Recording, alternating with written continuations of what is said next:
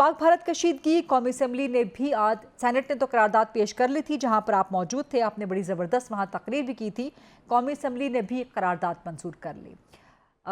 2 हफ्ते हो गए हैं, भारत अभी तक पहलगाम के कोई सबूत नहीं दे सका। आप समझते हैं कि जंग का खतरा टल गया या अभी बरकरार है? जंग का खतरा तो मेरा ख्याल है कि बरकरार है।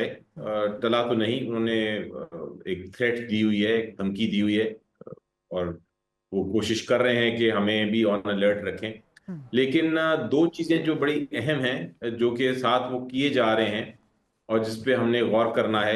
एक तो इन्होंने इस सारे जो फॉल्स फ्लैग ऑपरेशन है, ये जो इन्होंने धोखा दिया है, और जो हिंदुस्तान की हुकूमत मोदी की, जिसको मैं कहता हूँ नाटजी जहनियत की इंतहा पसंद हुकूमत, उन्होंने जो ड्रामा किया है सारा, उसका एक जो बहाना बनाएंगे वो और बना रहे हैं, वो ये है कि जो हमारे कश्मीरी भाई और बहनें हैं उन पे ये मजीद तशद्दुद करने जा रहे हैं। जी। वो एक तरफ तो जंग का उन्होंने जुनून पैदा करने की कोशिश की है, और साथ साथ इसी बहाने से वो वहाँ तशद्दुद बढ़ा रहे हैं, जुल्म जी। बढ़ा रहे हैं। और वो समझते हैं कि जो बैनुल अक़वामी दुनिया है वो इस चीज़ को इग्नोर करेगी, वो ज़्यादा कॉन्सेंट्रेट करेगी जंग के ऊपर। तो एक तो इस चीज़ को भी हमने उभारना है, उछालना है, और उसका जिक्र करना ज़रूरी है, ठीक।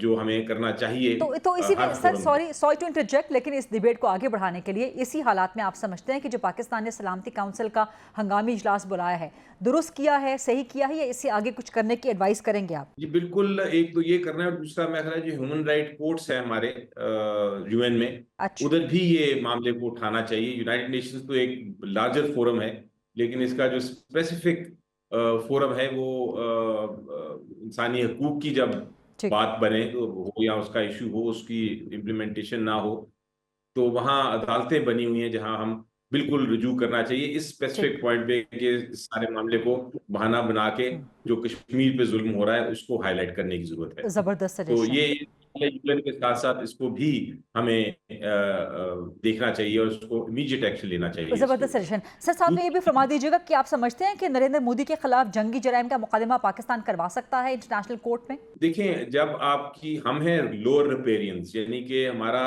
जो एक हक देता है बैनुल अक़वामी कानून, वो ये देता है कि जो पानी ऊपर से आ रहा है वो नहीं रोका जा सकता।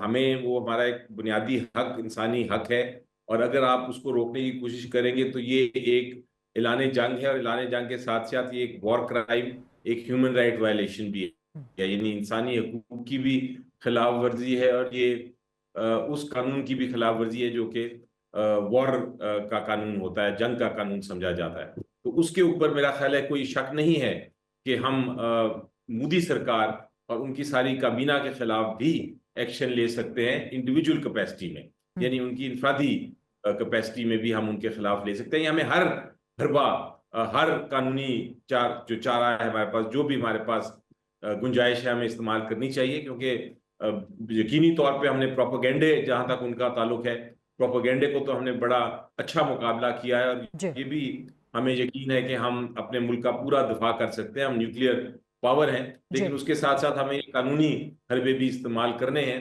क्योंकि वो इस वक्त बैक फुट पे हैं, और ये एक तरह से सुनहरी मौका है हमारे लिए हर किस्म का अटैक सर, करने का। जबरदस्त सजेशन आप दे रहे हैं कि पानी के मामले पे मोदी के खिलाफ वॉर क्राइम का मुकदमा किया जा सकता है। कश्मीर के मामले पर भी नरेंद्र मोदी के खिलाफ वॉर क्राइम का मुकदमा हो सकता है सर, पाकिस्तान की तरफ वहां से? तो ह्यूमन राइट्स का मुकदमा होगा, क्योंकि वो उन्होंने ऑक्यूपाई किया और वहां तशद्दुद कर रहे हैं लोगों पे।